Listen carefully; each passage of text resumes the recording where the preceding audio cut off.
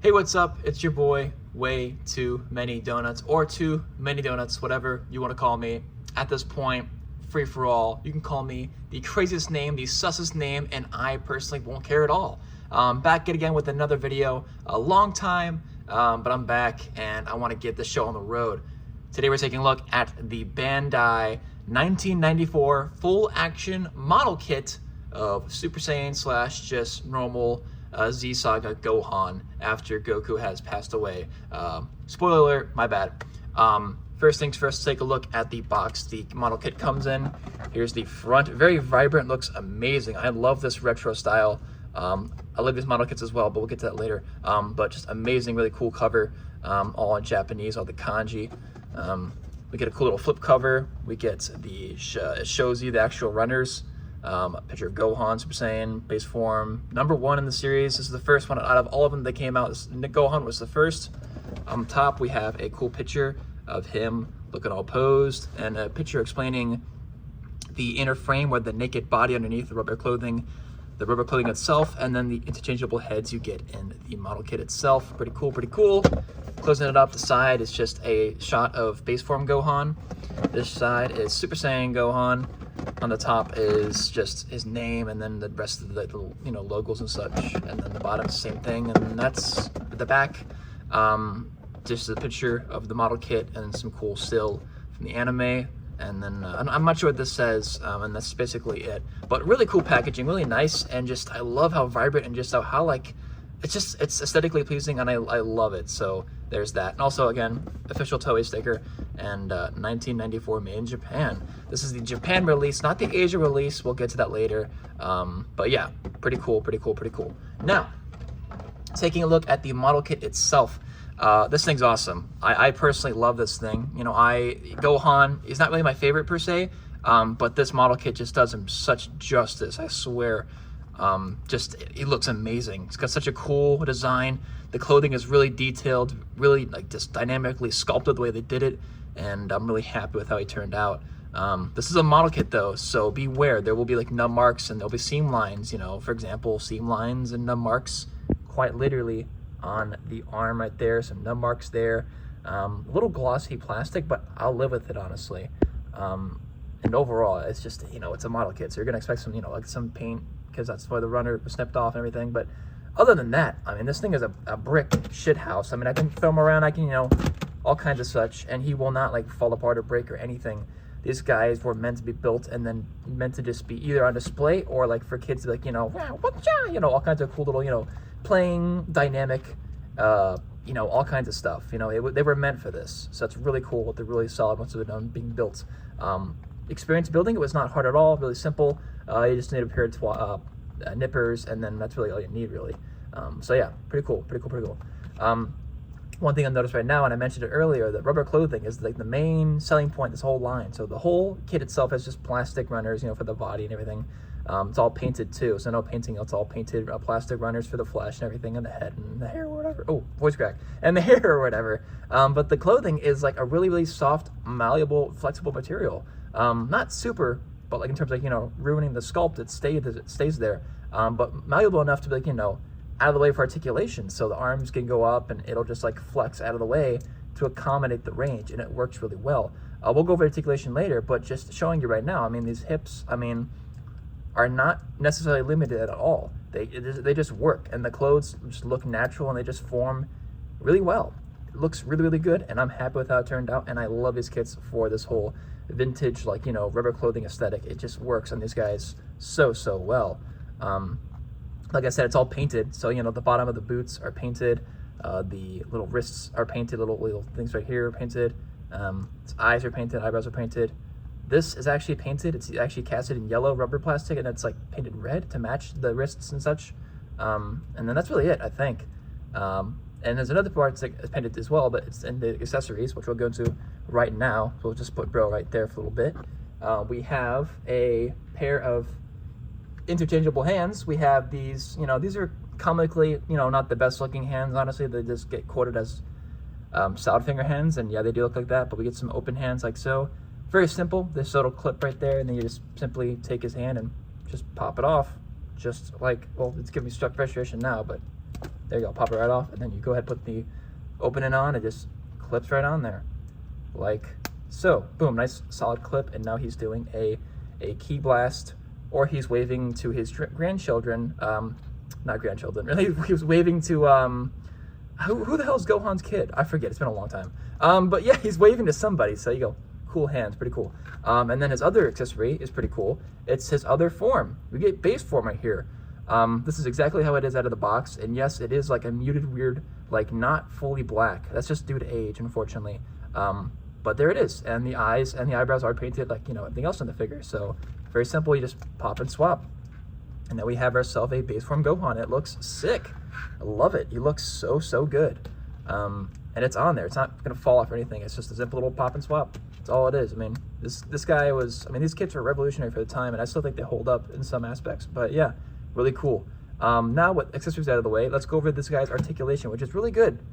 Even for today's standards. I mean, this guy can really do some cool stuff with some limitations, but we'll get to that when we get to it. So, articulation starting off, as you saw, is a ball joint at the head. So, if my camera will focus, thank you. We get a swivel at the head all the way around. The head can look up, not really much at all, can look down. His hair is separate and is like not attached necessarily, so it's kind of floppy, but it's fine, not going anywhere. So they go up and down a little bit, mostly just a 360 rotation, but it's at an angle, so you're gonna get some weird cocking side to side, but it works. You can kind of like fudge it, but it doesn't really, you know, it's gonna do that whole side thing, but it is what it is. The shoulders have a ball joint that goes into the torso, so it goes all the way around like so, and they do hinge out to about there, which is not bad at all. And if you really wanted to go extreme, you can like extend this and then kind of like fudge it out a little bit more. Oh shit, that just shows what it is. It's just a stem with the ball joint. I was gonna explain, you could try to like, you know, fudge it halfway and then get more range, but it's not really needed for this kind of guy, so it's fine. Solid zip swivel down there. And then we get a bend at the elbow, single joint. It's like less than 90, which is really unfortunate. And if you'll notice right here, less than 90. If we go ahead and take a look at the box, where is it at? I think it's on the back. Yeah. What's that? The prototype definitely got changed in the final production, but that looks amazing. It doesn't look amazing, but it's got good range. Really weird looking, look more robotic, but this is like more natural, got less range. So pick your poison. I would like the more range on this, but this does look way better. So I will live with it. You know, this is a long time ago, so it is what it is. Bend at the elbow, that's in the 90s, swivel at the elbow as well. Hands can swivel all the way around 360, and they hinge as well. Focus on the camera, thank you very much. There you go, boom. His waist does swivel, and the clothing does not get in the way at all. Although I'm gonna be careful though, because I don't want to rip the clothing. It's really fragile for this guy's age, but it does swivel all the way around. Like you just see it, it just swivels nicely, and I think we're good. I don't think it's ripping, so we're good. It does swivel all the way around. So there's that. The hips are on T-joints. Now here's the thing. This is the, like I said, this is the Japanese release. This is the first one in the wave. And before they decided to go revolutionary with the ratcheting ball joints in the hips, these are just flat, smooth ball joints with like a little bit of friction. That friction out of the box being built was there, and now it's gone forever. So this guy's got floppy hips to a point where it's not as bad as Irwin kits, but it's still floppy. So let me demonstrate. Articulation's great though. So technically his hips go all the way out. Like I mean all the way out. More than Marvel Legends, more than Maximum Series Spider-Man. Jesus Christ. They go pretty good far forward, I'd say so. Not too far back. Well, a little bit back. I'll take it, whatever. But like you said, it's the friction in the hips have completely weared down to the point where it's like it can still work, but it's not the most solid. They mitigated this later on in the line. We'll get to that when we get to this model kit's future in the reviews. But for now, this is the first one, and it does have the limitations, which is unfortunate. But they were just figuring things out. This is just the first one. They're gonna get things better. Trust me, they will. Double joint at the knees. So you get some really good range, just about 90, and the clothes bunge up really nicely. It looks amazing. Let me focus on that camera. There we go. Really nice. Again, you know, they're not ratcheted like the hips in the future, but they are still a little bit of friction, and they will hold a little bit. So there you go. We also have a ball joint at the ankle. We get a little bit of rocker, just a little bit forward, a little bit, well, not a lot, just a little bit, just to get the guy standing at least. And then we have technically a swivel at the boot because this is all separate to the ankle itself. So there's that. There is this guy's articulation, and like I said, this guy, you know, it's not necessarily the best articulation, but he holds up, and he can still do some cool poses even with the weird hip issue. Like they can still, I mean, he can still kind of crouch down and such, and get into some cool poses. We'll get him in a cool little, like, you know, I guess like how his father had him posed a little bit with the stance kind of, and then we'll get the box back in the background for the thumbnail. But yeah, no, he's a great kid. You know, I highly recommend him. Anyone that can find him. These guys are getting harder and harder to find. Mostly my fault and other collectors, but you know, they're really cool and want to get them before they're gone forever, because these guys are getting rarer and rarer, especially these old Japanese first releases. These are getting harder and harder to find. So if you find one, pick it up. I highly recommend it. You will not regret it at all. But that has been it for today's review. Like I said, this is the first of many. I have all of these kits. Like, I have literally every single one of them. So we'll be going through in order as they come out in the Japanese releases and the Asia releases to do comparisons. That reminds me, before I leave, or before I forget, I do actually have the Asia release to compare to the Japanese release. So we'll get them straight now real quick. Almost forgot. Whoopsie daisy. Here is the Japanese release to the Asia release. This guy, the Asia releases are made in Asia, obviously, but also they were more distributed in the US. So they're more simplified and they're more easier to make in the factories for us, dirty Americans. But here's the comparison, and you can see the clothing is a lot softer on the Asia release. The skin tone is different, and the hair is less, like, lighter than more saturated yellow.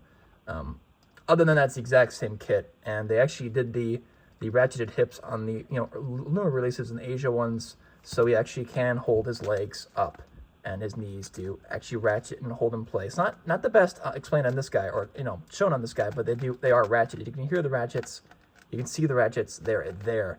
This guy does not have that, unfortunately. He's used to, you know, unintentional kicking action, but he's kicking backwards. I don't know, whatever. But yeah, that is that. So now we are good. Now we're chilling. Now I can end the review. But yeah, there's the comparison. So there is that. All right. That has been it. Like I said, y'all have a great one. Hope you guys enjoyed the review. Stay tuned for more coming soon. But yeah, have a good one. Peace out and bahaya.